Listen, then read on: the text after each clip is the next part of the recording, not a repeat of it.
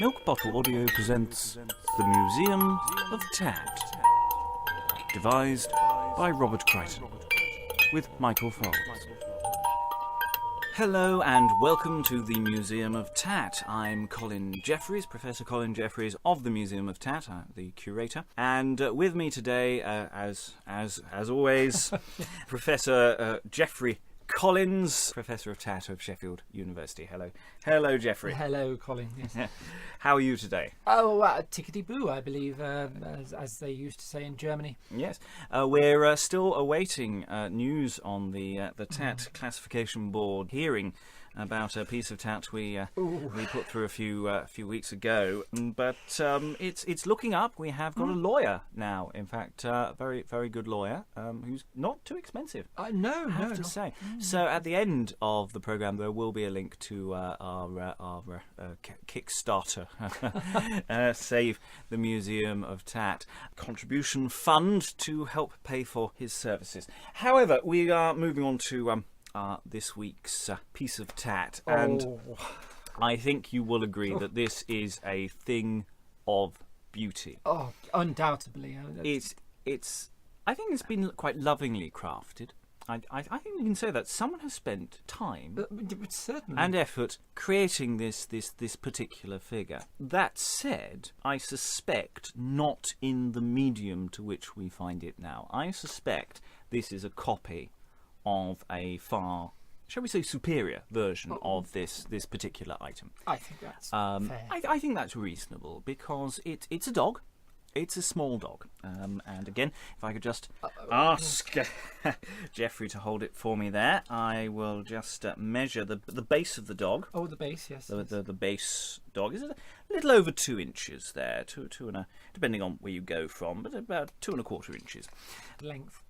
So that's the length of the dog, and if we go for the height, because he's sort of sat proud, as it were, and that's 2½ inches high. It's I don't know what breed it is. I was just thinking out myself. I don't know.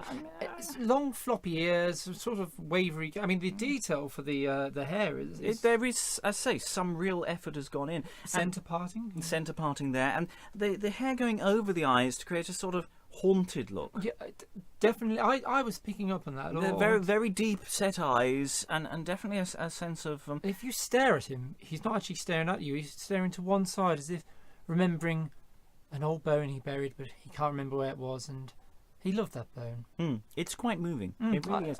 Not only that, if you look at the I think that's quite a shiny nose. Healthy dog. But well, I was going to say that yes, the nose is shiny, but there's something. I think he's not been getting enough water because the tongue is out. Yes. And so I'm possibly a bit hot, possibly dehydrated. That's always a worry. For those out there interested, I would say Pantone 182 pink for the tongue. For the tongue. Yes, I think that's a fair assessment there. Now, the reason why it is included as part of the Museum of Tat is actually not because of the nature of the figure itself. We have suggested that it is in fact moulded on another dog, probably made in some kind of fine porcelain or some kind of ceramic, and sold at probably considerably more than the market value of this particular item. This is made in a fairly cheap plastic, I would say. Oh, definitely. It has no luster to it. It doesn't have the sheen of its ceramic original as we purport. We can't. It could have been specifically commissioned. It could have been. I don't recognise the piece from but it's anywhere quite else. a matte finish. Yes, It is a very matte finish. Though there is colour grading there. It's got a sort of pale brown for the most of the body, and then details picked out in a darker brown. The black nose and the 182 Pantone pink top. Yeah, I would say he's got a. Oh, now that's interesting. Yes, because he does have quite a pronounced anus. Yes, the hole at the back. Would you like? I will indeed measure the anus there, and I would suggest that that's almost well, I would say somewhere between 1/4 and 1/2 inch. Yeah, it's not a small hole by any stretch of the imagination, and but of course this is a clue as to its inverted commas, purpose. Oh. Because as a piece of tat, it has to be functionally useless. Now, of course, if it was just a ceramic item, then it wouldn't necessarily be tat, because just because it was hideous doesn't mean that it's automatically tat, because again, as we discussed before, one person's tat is another person's priceless work of art. However, this in theory has a functionality. Well, I don't...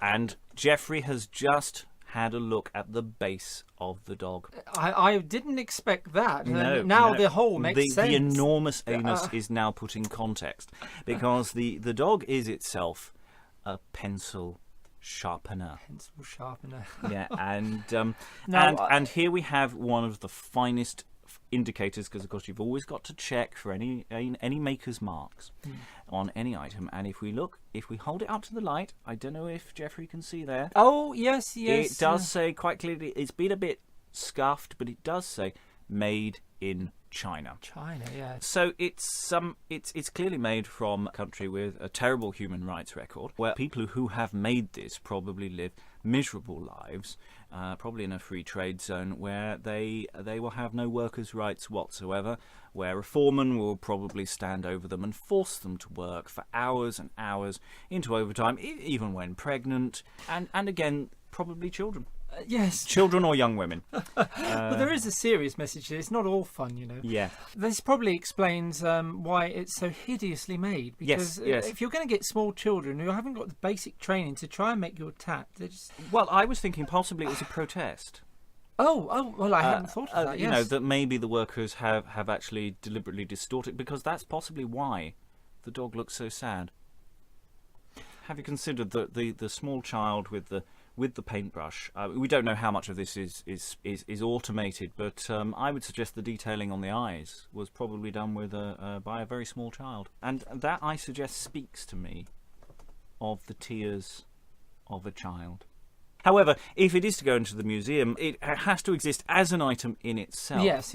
And for it to be truly tat, what we have to do now is to test whether it works, because it has to have a certain lack of functionality. So it has to actually either work not very well or at all. So I'm just going to... I've got a bin over here. There we are. I can confirm this. Yeah, this is a bin. So I'm now inserting a completely unsharpened pencil. Oh, yes. So there's no chance of bias here, and I'm now going to insert the pencil into the pencil sharpener, and I think this is... Oh no, hang on. We had some initial difficulties getting it in. Oh. There was a little bit of resistance. It was a bit tight, but we have now managed to insert the pencil into the pencil sharpener, and I am turning it, and there is some cutting. We have got... We've definite cuttage. Definite cuttage.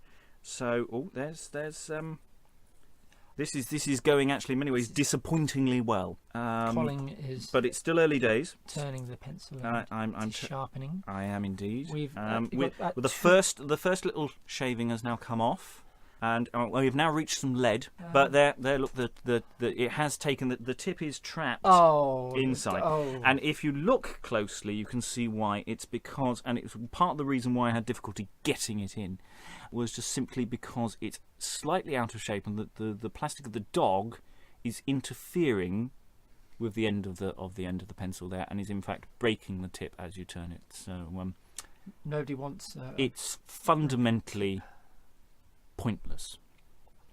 Pointless. Pointless. Pointless. Pointless. The Museum of Tat can now be found on Twitter at Museum of Tat.